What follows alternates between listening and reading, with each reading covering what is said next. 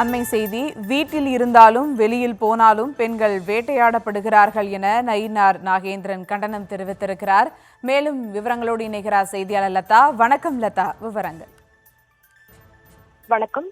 கோவை விமான நிலையத்தின் பின்புறம் தனியார் கல்லூரி மாணவி மர்ம கும்பலால் கூட்டு பாலியல் வன்கொடுமை செய்யப்பட்டுள்ள சம்பவத்தை குறிப்பிட்டு பாஜக மாநில தலைவர் நயினார் நாகேந்திரன் திமுக அரசை கண்டித்து பதிவு ஒன்றை வெளியிட்டிருக்கிறார். அவர் வெளியிட்டிருக்கும் பதிவில், பாதிக்கப்பட்ட மாணவி முழு உடல் மற்றும் மன ஆரோக்கியத்துடன் விரைவில் குணமடைய இறைவனை பிரார்த்திப்பதாக குறிப்பிட்டிருக்கிறார். மேலும் கடந்த 4.5 ஆண்டுகளாக ஒவ்வொரு நாளும் ஒருவித பதற்றத்துடனேயே நமது பொழுது விடுகிறது என்றும், எந்த ஊரில் எந்த பெண்ணின் வாழ்வு சூறையாடப்பட்டதோ என்ற பயத்துடனே செய்தித்தாள்களை நாம் புரட்ட வேண்டி இருக்கிறது என்றும் குறிப்பிட்டிருக்கிறார். மேலும் வீட்டில் இருந்தாலும் சரி, வெளியில் இருந்தாலும் சரி, பெண்கள் வேட்டையாடப்படுகிறார்கள் என்றும், தமிழகத்தை தலைகுனிய விடமாட்டேன் என வெட்டி வசனம் பேசும் திமுகவின் ஆட்சியில் நமது வீட்டு பெண்கள் வெளியில் தலை காட்டவே அஞ்சுகின்றனர் என்றும், இந்த அவலங்களை கட்டுப்படுத்த வேண்டிய முதலமைச்சர் அவர்களோ கவலையின்றி கம்பு சுற்றி கொண்டிருக்கிறார்.